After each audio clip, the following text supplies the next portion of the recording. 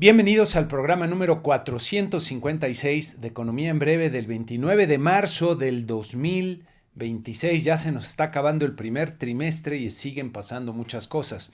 Primero, la guerra en Irán cumplió ya un mes y está reescribiendo las reglas del comercio global. Esta última semana fue especialmente intensa, luego de que el sábado 21 de marzo Trump lanzó un ultimátum dándole a Irán 48 horas para reabrir el estrecho de Hormuz completamente y sin amenazas, o de lo contrario bombardearía sus centrales eléctricas. El pasado lunes 23, cuando los mercados estaban a punto de abrir y se esperaba un día brutal, Trump anunció de forma repentina una pausa de 5 días en estos ataques, asegurando que Estados Unidos había mantenido conversaciones productivas con Irán, que sin embargo desmintió todo. El portavoz del Ministerio de Relaciones Exteriores de Irán negó que hubiera habido conversaciones directas con Washington, y el presidente del Parlamento iraní calificó los dichos de Trump de noticias falsas destinadas a manipular los mercados energéticos. Lo curioso es que el anuncio de Trump llegó justo antes de la apertura de los mercados del lunes, y no es la primera vez que Trump hace algo parecido. De acuerdo con diversas fuentes, en esos momentos ocurrió lo que podría considerarse para algunos el trade del siglo, lo que puede ser uno de los casos de insider trading, de manejo de información privilegiada, pues más flagrantes en la historia financiera moderna. De acuerdo a la información de varios medios, a las 6:50 de la mañana hora del este, con los mercados estadounidenses apenas abriendo, alguien compró aproximadamente 1.500 millones de dólares en contratos de futuros del Standard & Poor's 500. La orden fue tan grande que hizo subir el índice completo 0.3% en ese solo minuto. Al mismo tiempo, 580 millones de dólares en futuros de petróleo inundaron el mercado en una súbita oleada sin ninguna noticia pública que lo explicara, y eran posiciones cortas. ¿Qué apostaba este dinero? Que las acciones subirían, que el petróleo se caería, es decir, que habría una desescalada del conflicto. 14 minutos después, a las 7:04 de la mañana, publicó en su red de Truth Social que Estados Unidos había tenido conversaciones muy buenas y productivas con Irán y que pausaría los ataques a infraestructura energética iraní por 5 días. La reacción fue exactamente la que esas posiciones anticipaban. El petróleo Brent llegó a caer hasta un 14%, tocando los $96, mientras que Wall Street se disparaba al alza. Para las 7:10 de la mañana, apenas 6 minutos después del anuncio, el Standard & Poor's 500 había sumado cerca de 2 billones de dólares en capitalización de mercado. En resumen, alguien sabía lo que Trump iba a decir 14 minutos antes de que lo dijera y apostó 2.08 miles de millones de dólares a ello. El senador demócrata Chris Murphy encendió la alarma ese mismo lunes al publicar en sus redes sociales: ¿quién fue? ¿Trump? ¿Un familiar? ¿Un funcionario de la Casa Blanca? Regresando al tema de la guerra, mientras Trump hablaba de negociaciones, los bombardeos continuaron. El viernes, Trump lanzó otra advertencia a la OTAN. Sugirió que Estados Unidos reduciría su gasto para proteger a las naciones europeas después de que rechazaran sus exigencias de ayudarlo en la guerra contra Irán. Y los rebeldes hutíes, que se encuentran en Yemen y están respaldados por Irán, también se sumaron ya al conflicto, anunciando el lanzamiento de misiles balísticos contra Israel y marcando así su entrada a la guerra. El estrecho de Hormuz, por otro lado, siguió prácticamente cerrado luego de haberse reducido el tráfico marítimo en esa zona en 95% desde principios de marzo. Irán anunció una nueva exigencia que complica aún más el panorama para lograr la paz: el reconocimiento de la soberanía que tienen sobre el estrecho de Hormuz y el establecimiento de un sistema de cobro de peajes con una tarifa reportada de 2 millones de dólares por petrolero. Eso equivaldría a unos 600 millones de dólares mensuales solo de petróleo. Pero el petróleo es solo la punta del iceberg. El 22% de la urea comercializada en el mundo, que es un fertilizante muy importante, el 24% del aluminio y un tercio del helio y el 45% del azufre, pues provienen de la región del Golfo. En fertilizantes, el golpe es crítico. El precio de la urea ha subido un 40% desde el inicio del conflicto, superando los $650 por tonelada. El conflicto ha restringido cerca del 30% del comercio mundial de este fertilizante, que es esencial para la agricultura global, y el tiempo apremia. La escasez coincide con el inicio de la temporada de siembra en el hemisferio norte. Pero incluso si el estrecho se reabriera mañana, según una consultora, Rystad Energy, llevaría entre 3 y 5 meses recuperar la normalidad en el flujo de petróleo por los daños a refinerías e infraestructura. El director ejecutivo de la Agencia Internacional de Energía, Fatih Birol, advirtió que al menos 40 instalaciones energéticas en 9 países han sufrido daños severos. Así, aunque apenas lleva un mes, esta guerra ya es un terremoto económico global y tendrá serias repercusiones que me parece ni los mercados, ni el promedio de analistas, ni algunos miembros de la Junta de Gobierno de Banxico están queriendo ver en su justa magnitud. Por cierto, mientras esto ocurre, la aprobación del presidente Trump se sigue desplomando, como pueden ver en esta gráfica de Real Clear Politics, alcanzando nuevos máximos en la desaprobación, ya un 56.8%, y nuevos mínimos en su aprobación. Tan solo el 41% de los encuestados aprueban la gestión de Trump. Entonces se sigue debilitando, y esto es importante porque esto marca el rumbo que podría tener la elección de medio término, en la cual usualmente el partido en el poder pierde asientos, y ahora los republicanos están muy preocupados porque si esto no cambia y se empiezan a sentir las repercusiones de la guerra, especialmente en los bolsillos de los hogares estadounidenses, pues puede haber cambios muy importantes en la composición del Congreso. Pasando a los temas económicos, en México tuvimos varios datos, comenzando con este que causó una gran sorpresa, y fue la inflación de la primera quincena de marzo, que como pueden ver en esta gráfica que presenta los periodos de primera quincena de marzo de años anteriores, pues fue el más alto en lo que va del siglo. Fue 0.62%, prácticamente el doble de lo que se esperaba, o poquito menos del doble de lo que se esperaba por parte del promedio de analistas, y lo usual para esta quincena, que presenta bastantes vaivenes, como pueden ver, sería 0.25%. Entonces fue un resultado sorpresivo y muy negativo. Si quitamos los componentes más volátiles y vemos a la inflación subyacente, que es lo que tienen en esta gráfica, el resultado no fue tan malo, fue 0.22% observado, muy en línea con lo que esperaba el promedio de analistas, que era 0.23%, y ligeramente por abajo de lo que sería usual para esta quincena, que pueden ver aquí en un 0.26%. Si vemos la parte de servicios subyacente, que es lo que tenemos en esta siguiente gráfica, aquí no hay pronóstico al cual hacer referencia.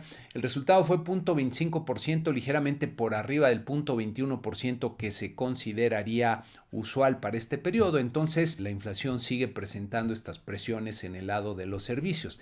Y en esta siguiente gráfica pueden ver las tasas anuales, pero vean el brinco que pega la inflación general en la línea verde, saliéndose ya del rango aceptable para Banco de México. Entonces, por esto es una muy mala noticia. En sus principales componentes en la parte subyacente, los servicios en 4.49% y las mercancías en 4.43%. Como pueden ver, en ambos casos por arriba del 4%, que es el límite aceptable en esta zona de variabilidad que define Banco de México alrededor de la meta del 3%, y parece que están convirtiendo los servicios, negándose a seguir bajando, mientras que las mercancías siguen subiendo y están ya por arriba del 4%. Si vemos en este cuadro del INEGI, que presenta los principales renglones del índice de precios al consumidor, pues pueden notar que fueron frutas y verduras las que tuvieron un crecimiento muy fuerte en esta primera quincena, 8.34%, que representa a tasa anual un aumento de 23.91%, es decir, la sorpresa vino por el lado de frutas y verduras. Si vemos los principales genéricos que impactaron a la inflación en esta quincena, destaca el jitomate con un crecimiento del 32.17%. También por ahí viene el transporte aéreo, que aumentó con fuerza por el aumento en los precios de la turbocina, y otros productos agrícolas como el tomate verde, que también aumentaron de forma importante. Ahora, Aquí es muy relevante ver el tema de las implicaciones que está teniendo la guerra, porque en el caso del jitomate, del tomate verde, de los productos agrícolas, usualmente cuando tienen estas variaciones de precios, pues son temporales, se deben a efectos estacionales, hubo una buena o una mala cosecha. Pero me parece que aquí hay algo más de fondo, como ya lo vimos en el caso de la urea, de los fertilizantes que están aumentando en todo el mundo y que no van a bajar pronto, que va a tardar un tiempo en absorberse este choque que estamos viendo en la producción de este tipo de insumos para la agricultura, que esto coincide con el inicio del ciclo agrícola en el hemisferio norte. Entonces, aunque el jitomate normalmente se suele ver como un choque que tendrá un efecto muy transitorio, pues todo parece indicar que estos efectos durarán más tiempo de lo acostumbrado. Y esto es algo que puede complicar más adelante la lucha contra la inflación para Banco de México. De hecho, hubo varias noticias, ya comenté anteriormente algunas, aquí hay otras que pueden ver algunos encabezados refiriéndose justamente al encarecimiento en los precios de los fertilizantes, a la escasez que está dándose en algunos de estos fertilizantes o en otros productos como el helio que se obtiene a la hora de que se refine el gas natural, pero que se utiliza en diversas cadenas de producción, especialmente en chips y productos electrónicos. Entonces, es muy probable que los efectos de la inflación no se van a disipar tan rápido como nos gustaría ver o como está esperando buena parte de la Junta de Gobierno de Banco de México.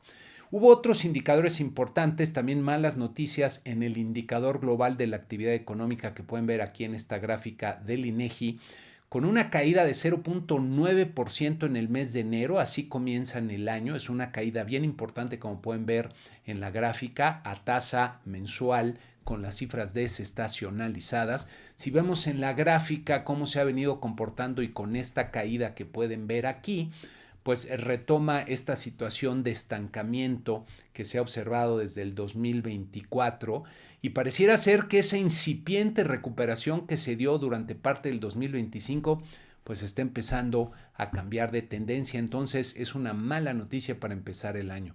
La parte industrial, como pueden ver en esta siguiente gráfica, también cayó con fuerza 1.1%. Aquí pues se continúa esta tendencia descendente que hemos visto desde el pico de finales del 2023 al interior de la industria, las manufacturas, y si se fijan todos tuvieron estas tasas bastante parecidas.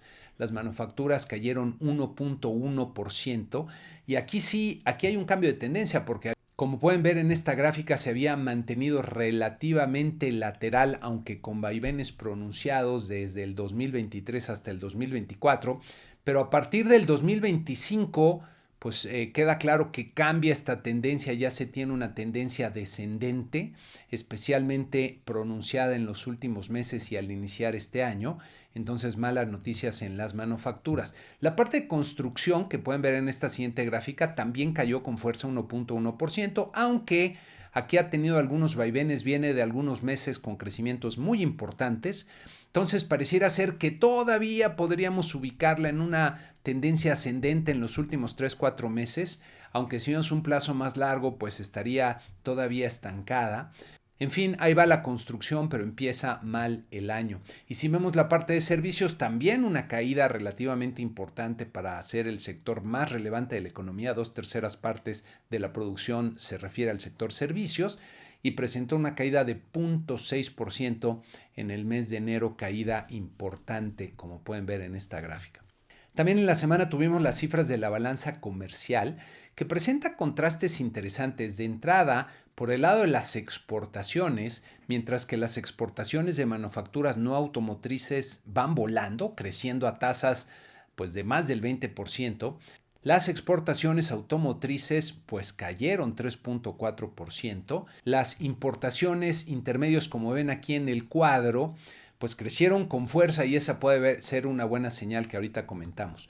Si vamos a las gráficas mes a mes, aquí en esta primera pueden ver el comercio total que es la suma de exportaciones e importaciones y aquí hay buenas noticias, fue un dato muy fuerte, cerca de 114,000 millones de dólares en el mes de febrero, que es bastante más alta que todos los meses de febrero de años anteriores, entonces aquí son buenas noticias, la suma de nuestras exportaciones e importaciones creció. Si vemos las exportaciones de manufacturas no automotrices, que son las que tienen la mayor parte de este dinamismo, repuntaron con fuerza en el mes de febrero. Aquí habría que ver nuevamente, hay mucha incertidumbre respecto a todo el tema de los aranceles, a los aranceles relativos que tiene México frente a otros países que han sido menores. Entonces, son cifras que pueden cambiar muy rápidamente en los próximos meses, pero por lo pronto, pues buenas noticias aquí en este tipo de exportaciones.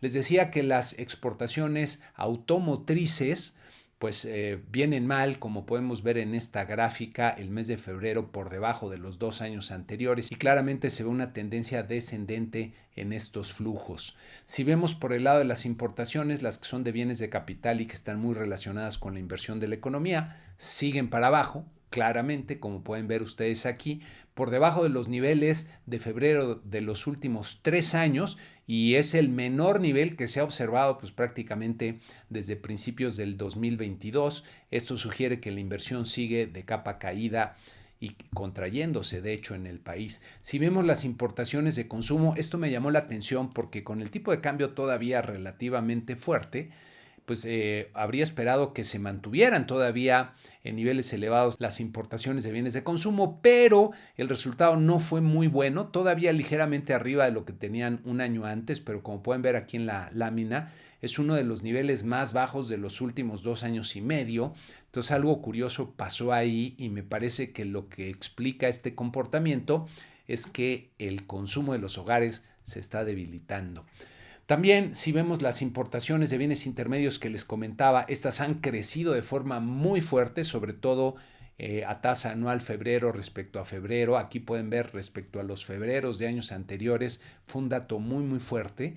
Esto es una buena noticia, sugiere que la actividad económica interna pudiera estar aumentando de ritmo, pero también otra posible explicación es que se estén creando inventarios o que son en previsión a lo que puede venir hacia el futuro, o que son inventarios no deseados, que sería todavía peor. Entonces, buena noticia por lo pronto, pero habrá que tomarla con mucho cuidado porque también puede ser señal de que más adelante se va a aflojar la actividad económica. Ya estaremos viendo, hay que estar pendiente de este indicador. Salen también las cifras de la encuesta nacional de ocupación y empleo, la tasa de desempleo, de desocupación que pueden ver aquí tanto en su variante original como cifras desestacionalizadas. Han cambiado muchas cosas y me parece que ya no es de los indicadores que mejor refleja ahí la situación que hay en este mercado. Algunas cosas me llamaron la atención. Si ven ustedes la población no económicamente activa, no disponible, que es la que más ha crecido en los últimos años, aquí en febrero, como pueden ver, fueron 37.9 millones de personas que no están en la población económicamente activa y no les interesa salir a buscar un trabajo. Y miren, esta siguiente gráfica, que es una forma diferente de verlo, si ustedes dividen esta población no económicamente activa, no disponible, entre la población de 15 años y más, que es la que normalmente se integra para buscar un trabajo, pues vean cómo a partir del 2023 sobre todo ha crecido de forma muy importante, ganando un par de puntos porcentuales, ya acercándose al 37% de la población de 15 años y más. Y me parece que esto es lo que refleja claramente estos cambios que se han dado, sobre todo en la política social, y que también si consideramos el aumento que se ha dado a los salarios mínimos, que hay que recordar es el salario de entrada para los jóvenes que no tienen todavía habilidades o educación, pues se les está haciendo más difícil acceder a esos trabajos. Las empresas, al tener que pagar salarios mayores, seguramente están buscando gente que tenga pues un poco más de calificación de los jóvenes que están entrando. Entonces esta combinación pues parece que no es nada positiva para la economía y por eso explica este crecimiento en esta proporción. Y luego, en lo que pues algunos consideraron una sorpresa, que en realidad no fue sorpresa porque buena parte de los analistas del mercado estaban esperando esta decisión, pues Banco de México recortó su tasa de interés de referencia de 7 a 6.75% en un voto dividido en el cual hubo dos subgobernadores que eran Galia Borja y Jonathan Heath que votaron por mantener la tasa sin cambio y hubo 3 miembros de la Junta, la gobernadora Victoria Rodríguez, también Gabriel Cuadra y Omar Mejía, que votaron por bajar la tasa de interés. Lo que causó, digamos, extrañeza es que luego de los resultados de inflación que sorprendieron y luego de lo que está pasando en el entorno de la guerra, que también claramente no va a cambiar no se van a disipar esos efectos rápidamente, pues muchos esperábamos que Banco de México optara por la prudencia, pero pues esto no fue así. Y entonces hay cada vez un cuestionamiento más generalizado respecto a los motivos y la forma en que están decidiendo estos miembros de la Junta que ahora votaron por bajar. Y más allá de si hay o no una discusión de los argumentos que pudieran estar detrás de la decisión, lo que me parece más claro es que el mandato de Banco de México es único y es mantener la estabilidad de precios en la economía. Y eso no es lo que están reflejando con su actuación estos tres miembros de la Junta. Hubo muchos comentarios en los medios que seguramente podrán ver por ahí. Por cierto, busquen en mi red de X.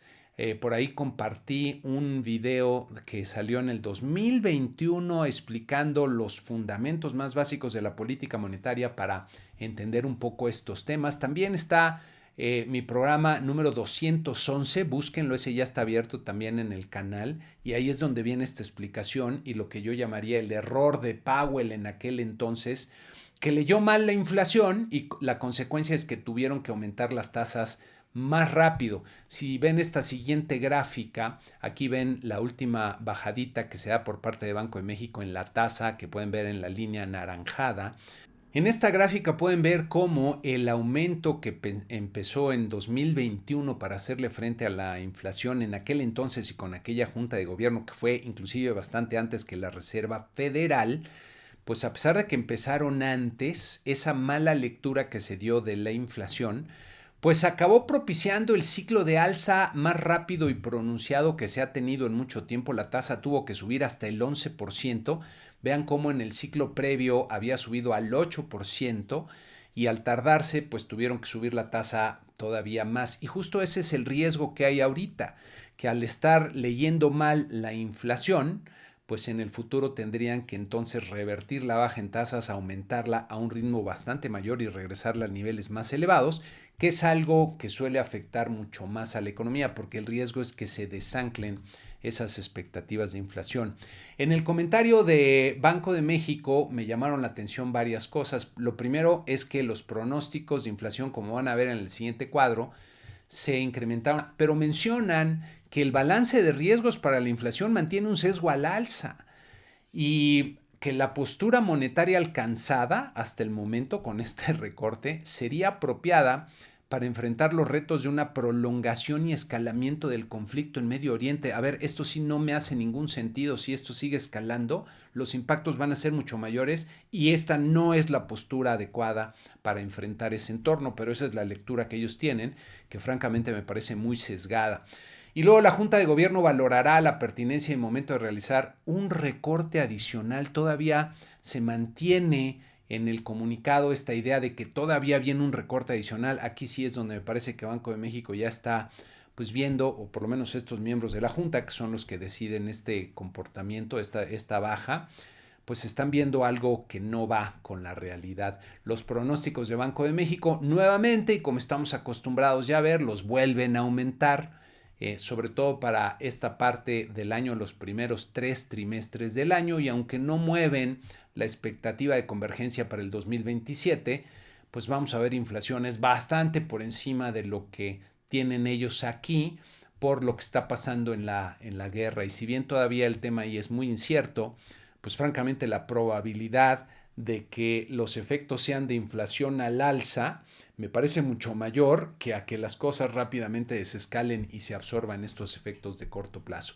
Pero en fin, por eso generó tantas reacciones entre los diferentes analistas y hubo muchos comentarios muy interesantes. Desde mi punto de vista, pues esta junta de gobierno deja mucho que desear y no están actuando como debieran, y la consecuencia va a ser que vamos a tener pues una inflación más alta y que vamos a tener que volver a subir las tasas a la vuelta de la esquina. Pero en fin, otros indicadores que salieron fueron las ventas al por menor, que ahí salieron buenos datos en el mes de enero. Como pueden ver, crecieron 4.7% con estas cifras desestacionalizadas, buen resultado. Y las ventas al por mayor también, un buen resultado, 1.9%. Entonces aquí hubo buenas noticias. Para no dejar de comentar algo importante que pasó en el entorno político, pues resulta que el Partido del Trabajo pues sí aprobó el plan B famoso de la presidenta Sheinbaum, pero sin la parte de la revocación del mandato en el 2027. Ahora se va a discutir ese dictamen en diputados y vamos a ver ahí qué es lo que pasa. Me parece que esto pues sigue siendo una derrota para la presidente. No sé si a lo mejor porque pensaba que esto era mejor o no, pero políticamente no está logrando hacer lo que quiere. Creo que esto refleja también esas diferencias que hay al interior del movimiento, no solo de Morena, sino con sus aliados, y que se le van a seguir complicando las cosas en el entorno político. Y qué bueno, porque esta reforma es claramente excluyente y me parece que muy negativa para el entorno democrático, que pues prácticamente ya no estamos en una situación de democracia. De hecho, por ahí ya algunas organizaciones internacionales consideran que México pues ya no es una democracia, es más bien una autocracia incipiente. En fin, un nuevo revés para la presidente y seguramente el entorno político interno va a continuar muy movido en las próximas semanas, meses. Pasando a los mercados, esta semana pues hubo comportamiento diferenciado en los mercados. Algunos subieron, sorprendentemente la Bolsa de México, que ahorita vamos a comentar. Los mercados en Estados Unidos bajaron por las repercusiones que está teniendo la guerra, y en el promedio de los 10 mercados que seguimos, pues hubo un alza marginal de 0.3% en la semana, como pueden ver aquí. Les decía que la Bolsa Mexicana de Valores tuvo un alza muy fuerte del 4%, como ven en la gráfica, terminó en los 66.686 puntos. Y pues francamente no entiendo bien qué es lo que están viendo aquí los mercados. Los mercados reaccionan no solo a las noticias económicas o a los cambios que se dan en las perspectivas, sino muchas veces a estos movimientos que se dan entre los traders, los manejadores de fondos, que cuando ven la oportunidad pues toman posiciones para hacer utilidades. Ya habíamos visto una baja muy importante, a lo mejor ahorita se dio esta oportunidad para hacer estas utilidades de corto plazo. El panorama sigue siendo adverso y me parece que por lo mismo hay que tener cuidado con el mercado accionario nacional. Y si vemos nuestro tipo de cambio, ahora sí ya finalmente rompió al alza los 18 pesos, como pueden ver aquí con las noticias del jueves y el viernes, y sobre todo también coincide, aunque quizá no sea la explicación, hay muchos factores ahí, pero coincide con la decisión de Banco de México del jueves de bajar la tasa de interés. Se llega a 18.12 pesos por dólar y creo que vamos a seguir viendo presionado el tipo de cambio en las siguientes semanas. Ahora, pasando a la siguiente semana, este lunes 30 vamos a tener, y por cierto es Semana Santa, les anticipo que es muy probable, yo sé que todos ustedes van a estar de vacaciones, yo también me voy a ir unos días fuera de la ciudad, entonces es probable que no haya programa la siguiente semana, todavía no lo tengo claro. Si hay algo muy importante, a lo mejor algo comento, pero lo más probable es que no haya programa la siguiente semana, sino hasta dentro de 2 semanas. Esta semana comienza con las finanzas públicas del mes de febrero el lunes y con los datos del crédito bancario también de febrero. El miércoles 1 es la fecha límite para presentar los precriterios de política económica para el 2027, que ya sabemos que Hacienda va a traer un crecimiento, a ver si salen con el 3% muy optimista, con una inflación del 3%. Vamos a ver qué pintan para el precio del petróleo y para sobre todo las metas fiscales. Me parece que será lo que habrá que ver, porque las han venido aflojando, y una vez que se empieza a aflojar la disciplina, pues ya es más fácil relajarla más hacia adelante. Esto será importante verlo. Salen también remesas familiares de febrero, la encuesta Banjico de expectativas y el indicador IMEF. Entonces hay bastante información, pero bueno, les digo, si no la comento esta semana, será la siguiente. En Estados Unidos vamos a tener ventas minoristas y el muy importante reporte de empleo del mes de febrero. Y pues vamos a ver qué más pasa en este entorno de la guerra y qué tantos efectos siguen concentrándose y afectando a la economía. Pues con esto terminamos este programa número 456 de Economía en Breve. Que tengan unas felices vacaciones, muy buena semana y nos vemos próximamente.